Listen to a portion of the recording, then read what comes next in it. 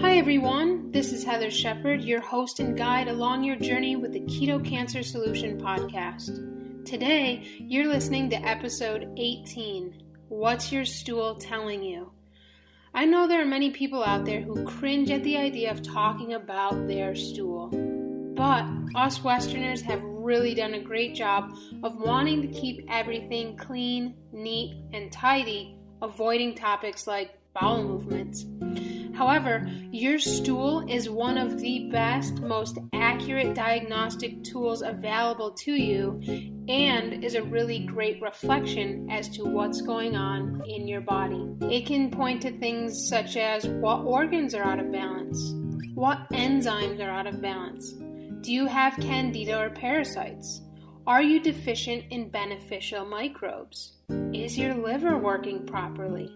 Are you in adrenal fatigue? Yeah, your stool can reflect all of this and so much more. In many countries that don't have access to blood tests and stool testing, they use the stool as a main testing and diagnostic agent, and unlike blood tests, the stool doesn't lie. So today, we're going to get down and dirty with regard to your stool and what it may be reflecting with regard to your health and what's going on in your body. And I'm going to give you some new resources with regard to your digestion that can help you along your healing journey, whether it's cancer or eczema, candida overgrowth, or a chronic digestive condition. Before we dive into the episode today, I have to give a disclaimer that the Keto Cancer Solution podcast is not intended as medical advice in the Western medical censor terms. All information shared on the Keto Cancer Solution podcast is based on my background and extensive education in nutrition, classical Chinese medicine, shamanism, and ancient healing arts. This podcast is to be used for informational purposes only and is not intended to diagnose, treat, or cure any disease. So welcome to the episode today. To start off, I'm going to invite you to think about the history of your stool. Do you remember times in your life when your bowel movements were a certain way, and today, or maybe years later, they're totally different? This happens to a lot of people. But really, our stool should be pretty consistently healthy and balanced if we're healthy and balanced ourselves. I remember growing up that on days when I didn't have school, my bowel movements were much healthier and better and easeful. And on days when I had to go to school, where I had to sit for long hours in uncomfortable metal chairs, looking at projector screens and reading short stories that, well, they bored me to tears, to be honest. When I had to do these things, my bowel movements were not great. We got less than 4 minutes to go from class to class. We had to go to our lockers, swap out our books, get a sip of water, and often travel to the other end of the building to make it to my next class. If you are a menstruating female, forget changing your pad or tampon. That was just out of the question. This tightly wound schedule teaches kids to be in fight or flight from a very young age and programs them to think that their self-care needs are not as important as making it to class on time. Most kids in this environment don't even get the urge to have a bowel movement because they're in fight or flight all day, running from class to class. Those that do have the urge are so embarrassed to have a bowel movement in public because of how shaming and judgmental we've become about the subject. This holding in of the bowel movement due to embarrassment of going number 2, as we've cleanly coined it, it actually becomes a pathology if it's practiced over time. And for lots of kids, they don't want to have a bowel movement at school. I mean, who would in our Western culture? We don't make our bathrooms comfortable and cozy. They're cold, sterile. We have porcelain white toilets and square stalls and square sterile buildings that smell like a janitor's closet. And we're supposed to feel relaxed enough and comfortable enough to go in and do our business in these places. No wonder I took a hard pass and waited till I got home to do my business. I could finally relax and wind out of fight or flight. But what happens when we hold our bowels like this chronically over time is that we set the stage for chronic constipation and other digestive disorders. Many people who hold their poo are more prone to constipation, depleted healthy gut microflora levels. They attract pathogenic bacteria in their guts and are more prone to hemorrhoids throughout their life. Add sitting in a chair all day to the mix, which sitting for long periods of time, by the way, has proven to be worse for our health than smoking. And your bowels are prone to disharmony and imbalance and chronic issues. The longer your food sits in your small intestine and colon, the weaker these muscles become. They atrophy like sedentary muscles and cause the bowel to stretch to undesirable lengths, diminishing their elasticity, a really healthy component of our small intestine and colon. So maybe you are one of those people who held your bowels in during school or work. Now, let's see what your stools look like today, how it may be a reflection of what's going on in your body, and what you can do to help bring it back into balance. Let's start with a common occurrence, undigested food in the stool. Undigested food in the stool can be a sign that there's a lack of enzymes and stomach acid to fully break down your food. Many people that I work with have deficient stomach acid. This is really common in our culture, and stomach acid is a huge and important piece to a successful digestive process. Many people have compromised HCl or stomach acid levels for many reasons. Poor diet rich in sugar, carbs, starches, and fruits, amalgam fillings. Even if you've had your mercury fillings removed, the mercury is likely still sitting in the bottom of your stomach lining, preventing HCl from being released when you eat. This can be rectified with specific herbal remedies and my radionics practice. And it's really important to rectify this to have healthy digestion. One of the reasons HCl is so important is because it helps to break down protein. So you may be someone or may have heard of someone who says that they find meat repulsive, or that it feels heavy in their stomach after they eat it, or they don't like the taste or texture of it. These are all key signs that HCl levels are super deficient. It's a way of their body telling them not to eat the meat and protein because they'll never be able to fully digest it. And digestion can take a lot of energy, particularly if you have a lot of bad bacteria in your gut or diminished enzymes and HCl levels in your body. So, if any of you have undigested food in your stool, your HCl and other enzyme levels in your body are likely low and need some boosting. If you see undigested food in your stool, you can bet that you're not absorbing or assimilating all the wonderful nutrients in your food as you should be. So, even if you're eating a 100% clean, organic, grass-fed based diet, if you have undigested food in your stool, you're not reaping all the nourishing benefits of those foods you're eating. This is an area that can be improved by taking integrative steps and measures to improve absorption and assimilation rates of your foods, as well as enzyme and HCl levels. Let's talk about incomplete evacuation. This is another common occurrence. Some people can have a bowel movement and feel like more needs to come out, but it can't come out quite yet. If this happens frequently, this is a sign that there are some deeper underlying issues going on with your colon and small intestine that need further evaluation to determine what's causing the issue.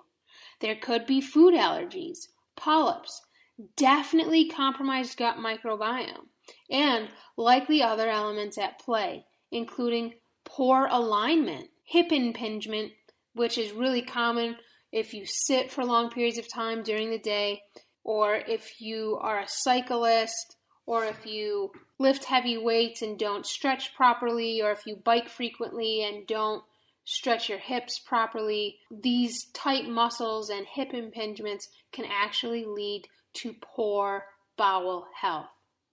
These are all things that I test for in my practice before working with someone to help get to the root of their digestive disturbances.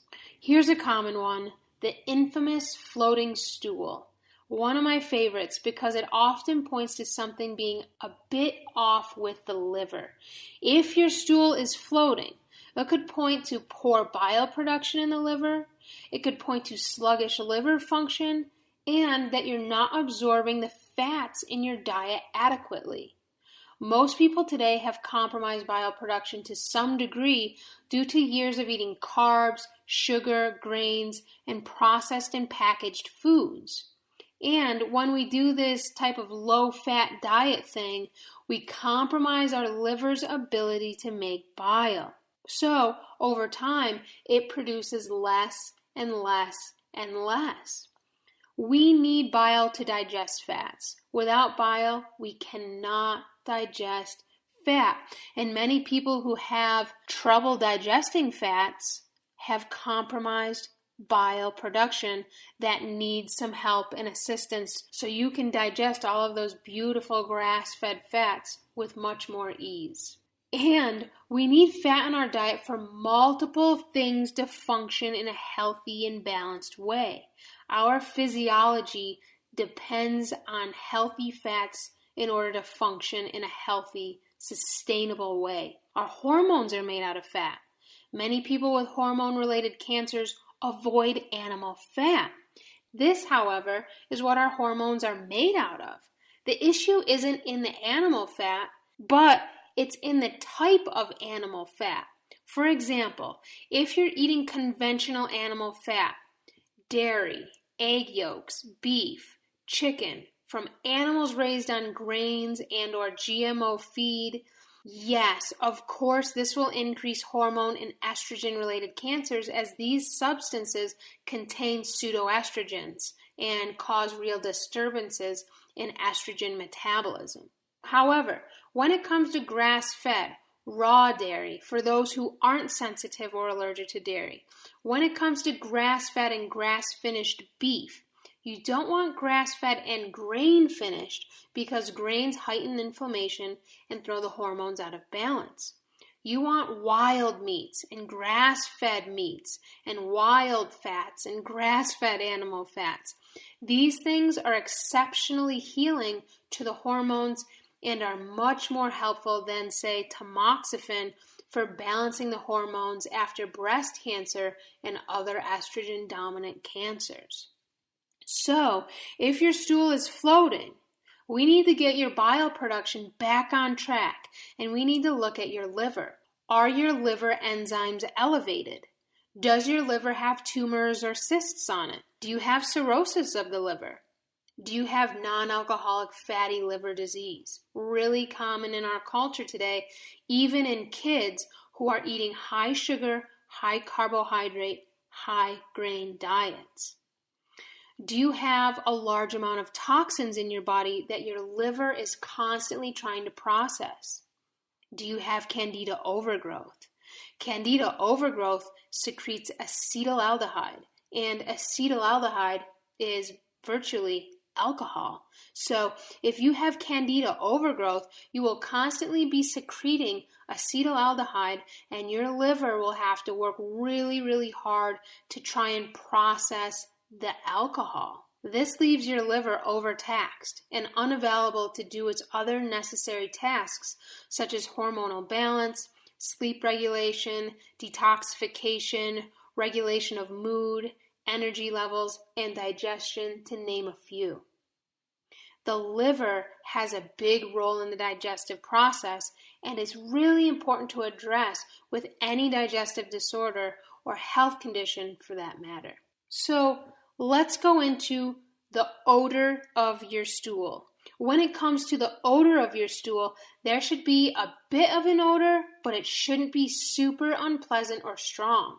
Of course, your poo is supposed to smell to some degree, but it shouldn't stink up the whole bathroom or the whole house. It shouldn't linger for hours in the bathroom or the house, that's for sure. If it does, this is a sign that you're eating the wrong kind of foods. You're not eating the foods that your body needs. You're likely allergic or sensitive to the foods that you're eating. A lot of people that I meet and talk to claim that they don't have any food allergies or food intolerances.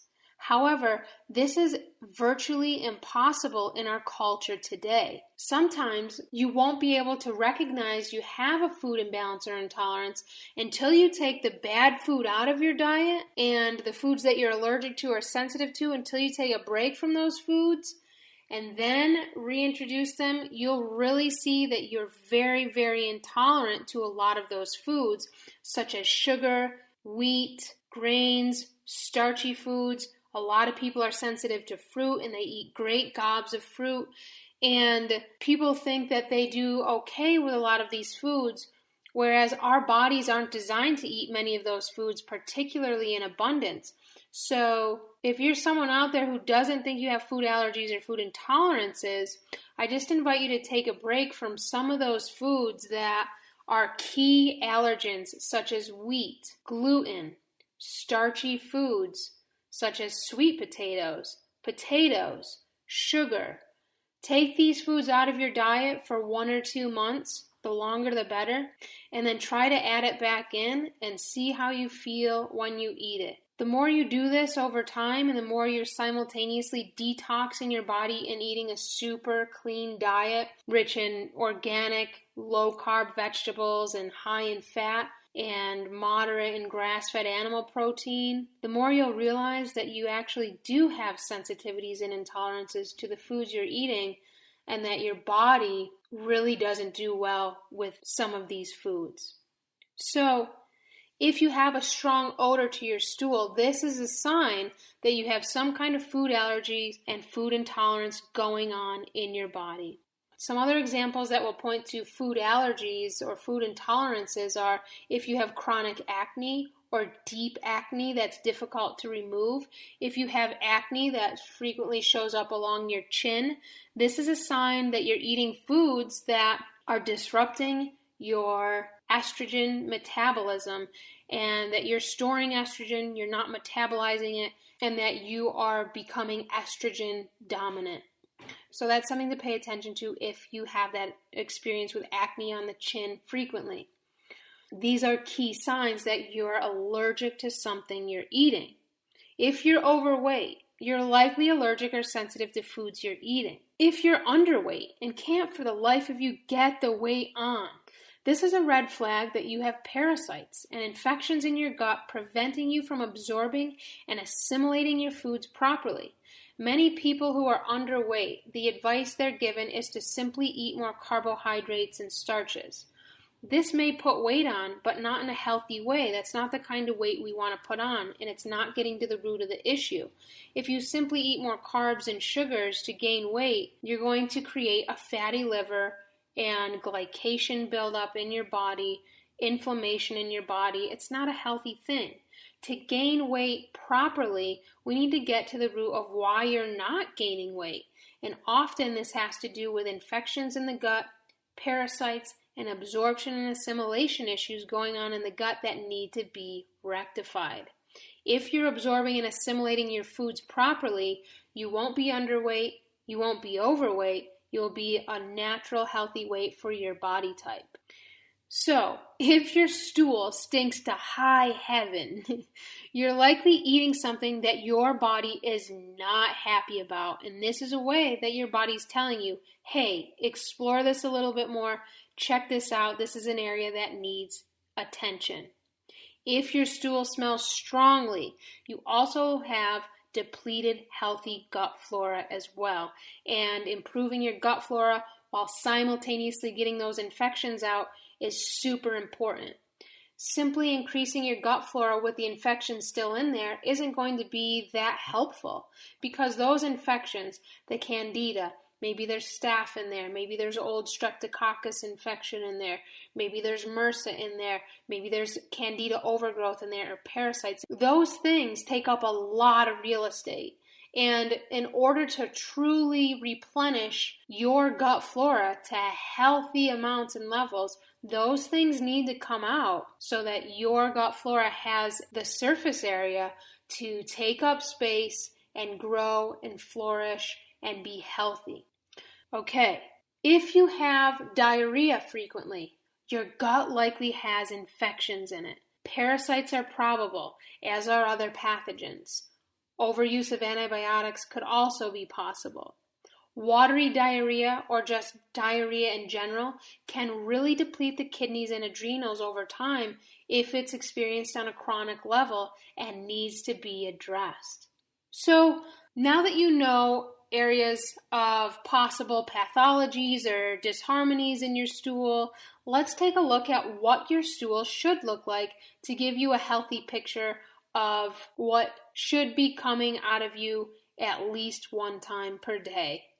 A healthy stool is brown in color. It's not too light, not too dark.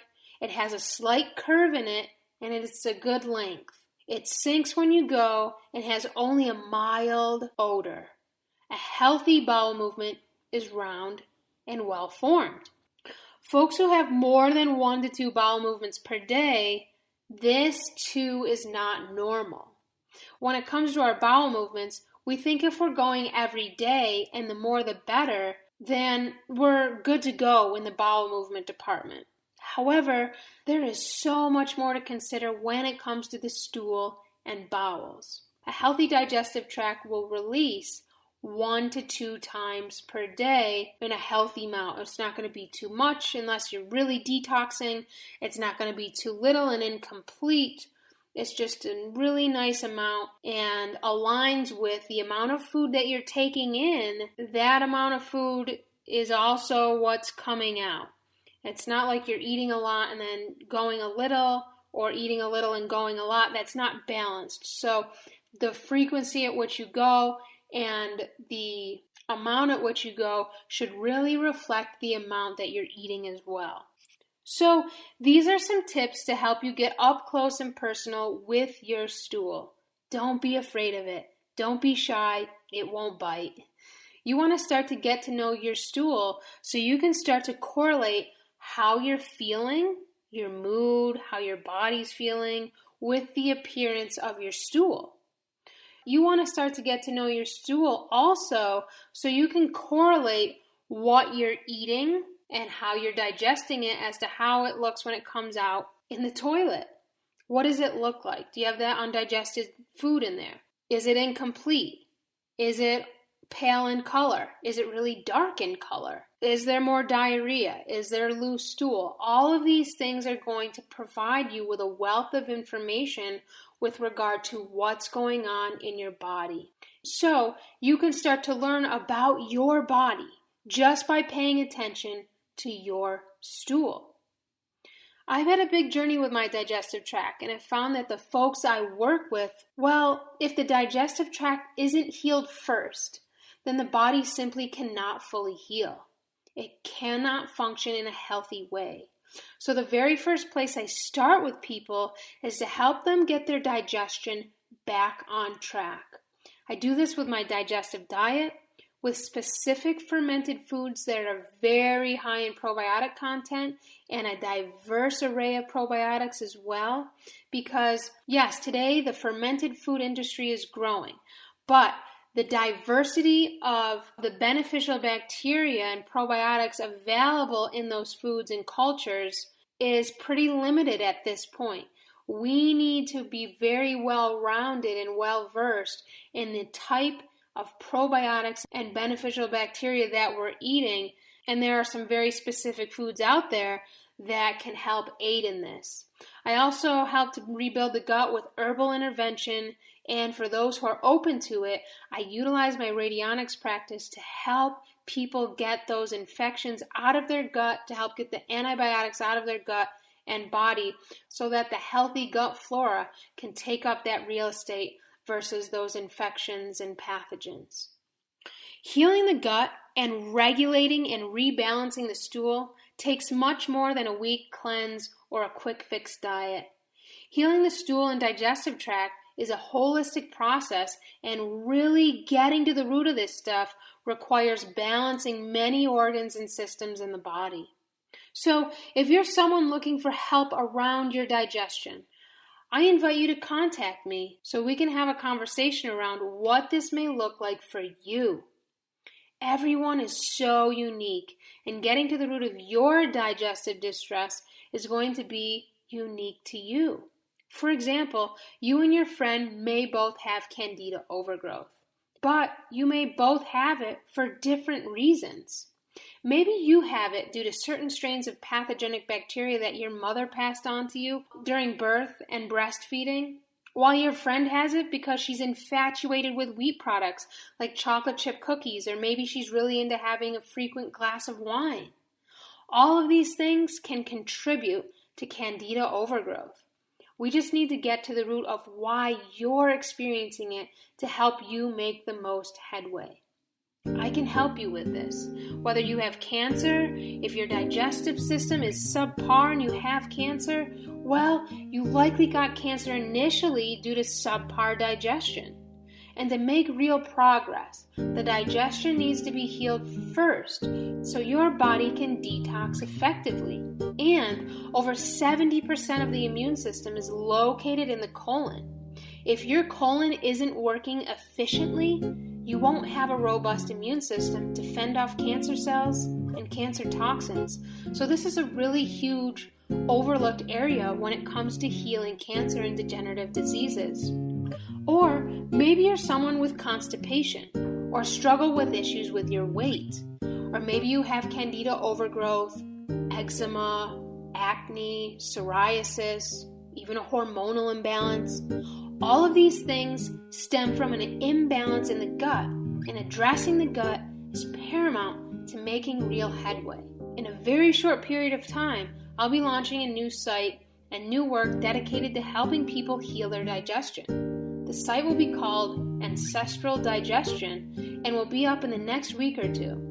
This is going to be a resource for those with digestive issues and chronic health conditions to access for healing and rebuilding their gut.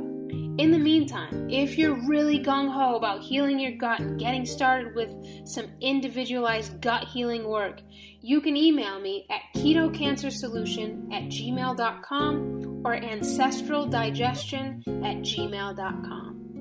You can also head over to the Keto Cancer Solution blog or private Facebook group at facebook.com/groups/Keto Cancer Solution or ketocancersolution.com to learn more about how to heal cancer and digestive related issues. I hope you enjoyed this empowering episode today, and I look forward to seeing you next time.